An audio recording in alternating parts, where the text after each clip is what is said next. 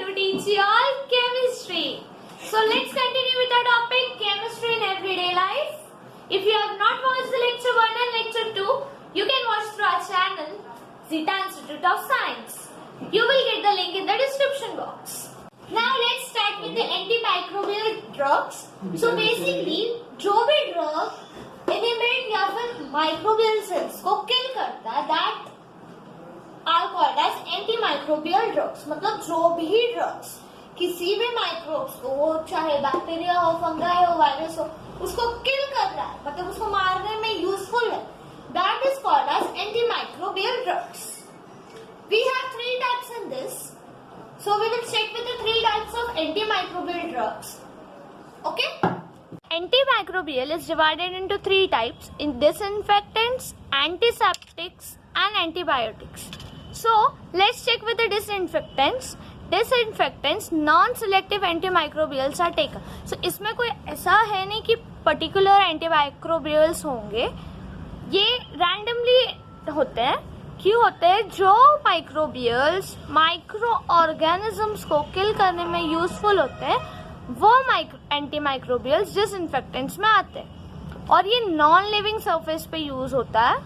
So basically जो भी non living surface है जैसे बुक, टेबल, चेयर, एनीथिंग, उसके ऊपर जो डिसइंफेक्टेंट्स होते हैं वो रिमूव करने के लिए. आप लोगों ने एडवर्टाइजमेंट वगैरह में सुना होगा कि डिसइंफेक्टेंट्स खरीद लो. कोरोना वायरस के लिए भी जो करंट सिचुएशन चल रही है उस वाइज अगर देखेंगे तो डिसइंफेक्टेंट्स ले लो, तो नॉन लिविंग थिंग्स के ऊपर जो भी घर में सामान है उसके ऊपर स्प्रे करो तो ऐसे ऐसे प्रोटेक्शन मिल सकता है. So that is disinfectants.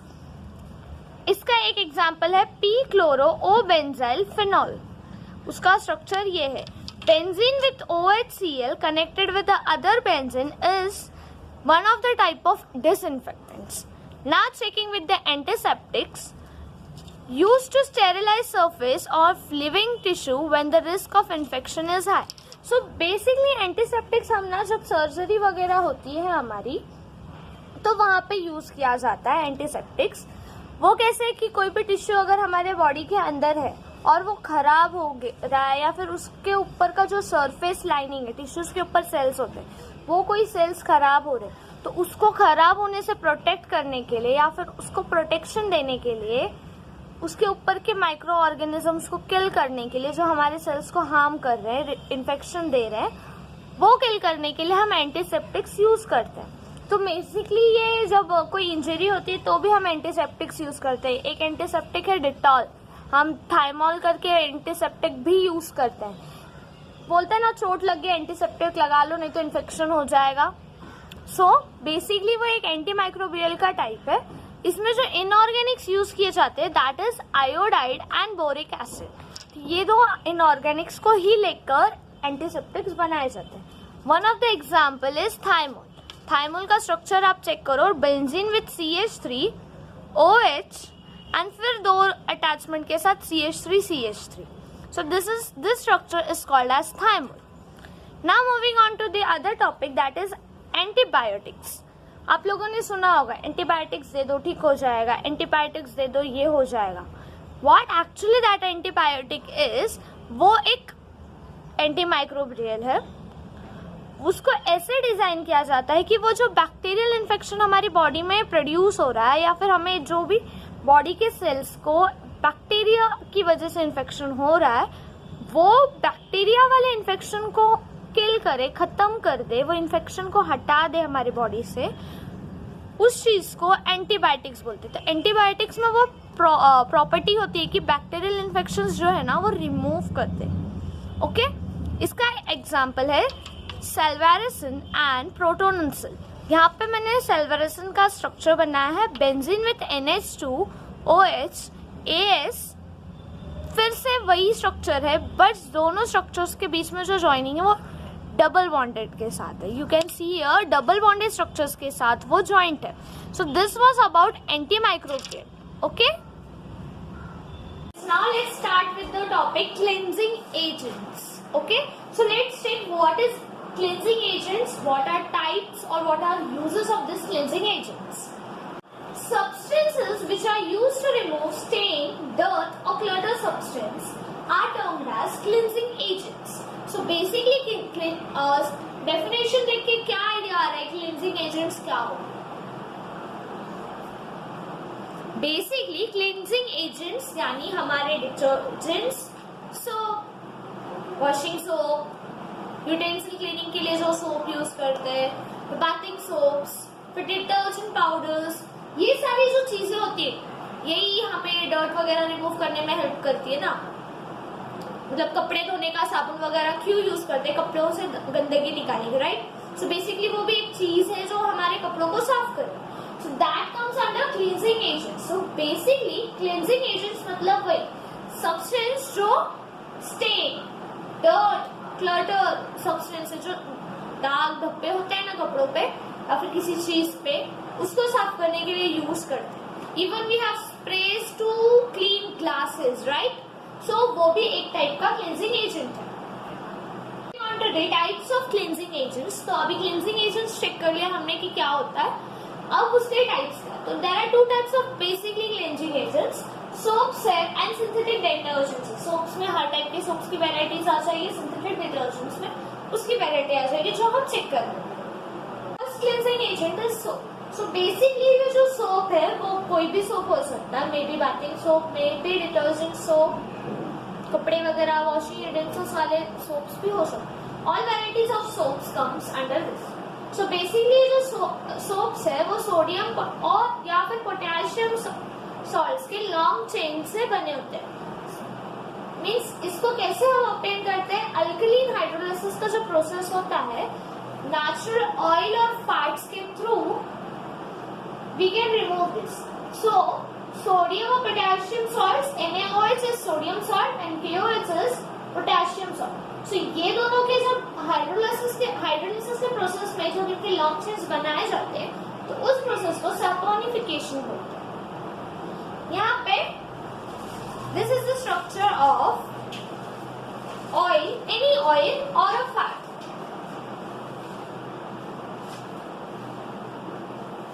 This is the structure of any oil and fat. जब इसके साथ हम कोई भी एक सॉल्ट ऐड करें, suppose I am adding NaOH, that is sodium salt of fatty acids. जब मैं सैपोनिफिकेशन का प्रोसेस कर रही हूँ तो मुझे एक ग्लिसरीन और एक सोप मिल रहा है एज अ प्रोडक्ट. कैसे मिल रहा है? देखो, CH2 वैसे ही रहेगा, O इस H के साथ जाके कंबाइन होके OH फॉर्म करेगा. फिर ये वाला CH वैसे ही रहेगा, यहाँ पे 3H है, राइट? तो ये CH O ये पे NH फिर से यहाँ पे आ जाएगा. सेम इस वाले में भी CH2O OH, तो वहां पे मिल गया ग्लिसरीन. ये R single bond C double bond O, इतना यहाँ पे पेंडिंग था. यहाँ पे O पेंडिंग में रह जा रहे थे एंड इन्हें 3 पेंडिंग हो जा रहे. तो ये प्रोडक्ट फॉर्म करेंगे. That product which is formed by this part is called as soap. ये जो ग्लिसरीन एंड सोप है ये दोनों ही फॉर्म होता है जब हम सैपोनिफिकेशन प्रोसेस करते हैं.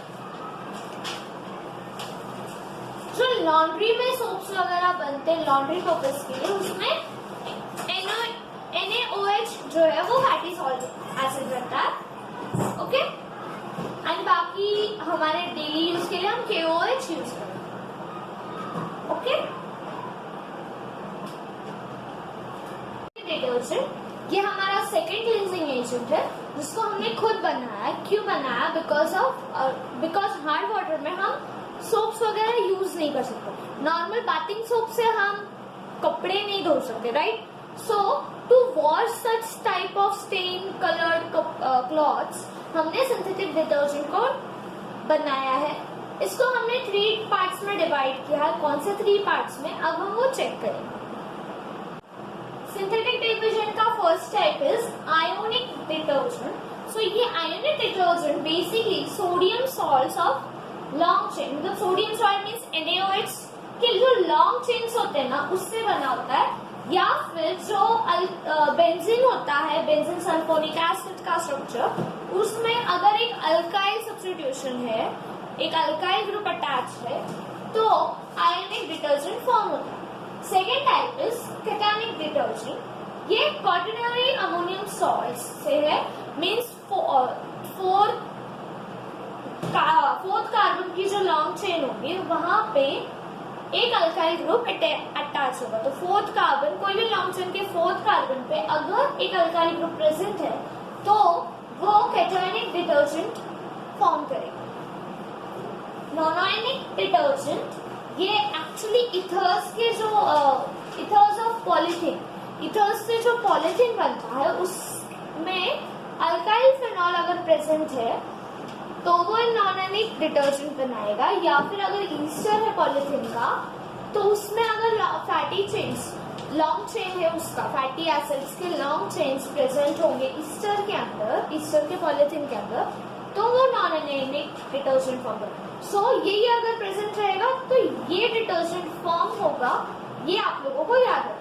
So this is a simple chart जिसके थ्रू आप वो चीजें इजीली कंपेयर करके स्टडी कर सकते हैं। So note down this or screenshot it. Whichever is convenient, you do that.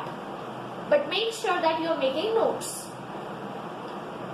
Beginning with the mechanism of cleansing agent. अब हमने टाइप्स चेक कर लिए, उस टाइप्स के अंदर के भी टाइप्स चेक कर लिए, लेकिन हमें ये तो पता होना चाहिए कि ये वर्क कैसे कर रहा है, काम कैसे कर रहा है। So एक छोटे से डायग्राम के थ्रू हम वो चेक करेंगे। Okay,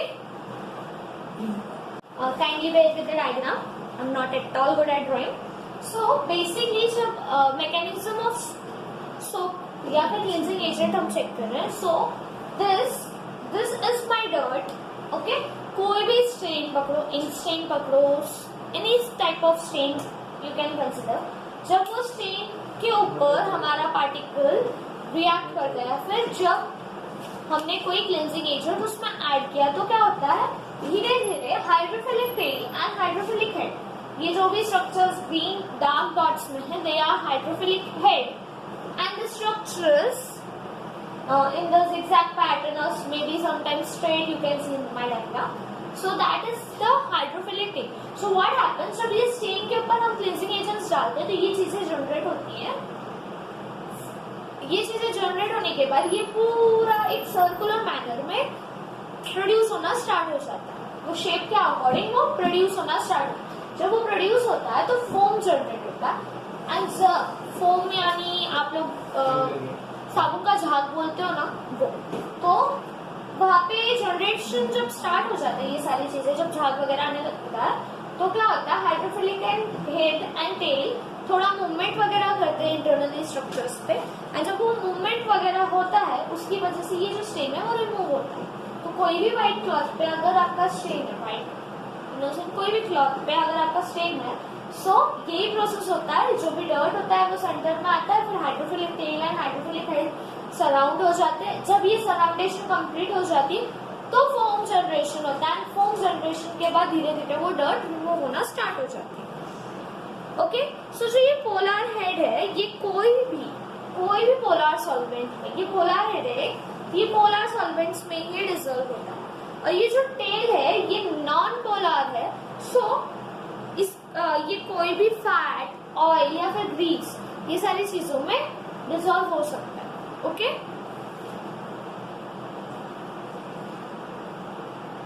I hope now you are clear कि मैकेनिज्म कैसे है। ओके, सो अगर मैकेनिज्म एक्सप्लेन करें, you can go for this diagram. This diagram will tell you each and everything. Diagram देख के सारी चीजें क्लियर हो जाएंगी। Okay, so friends, here we are ending with the topic chemistry in everyday life. I hope आप लोगों को सारी चीजें clear हो। If not, just let me know. I will clear it for you. Students who have not subscribed our channel can subscribe our channel, and the earlier points of this chapter you will get in the description.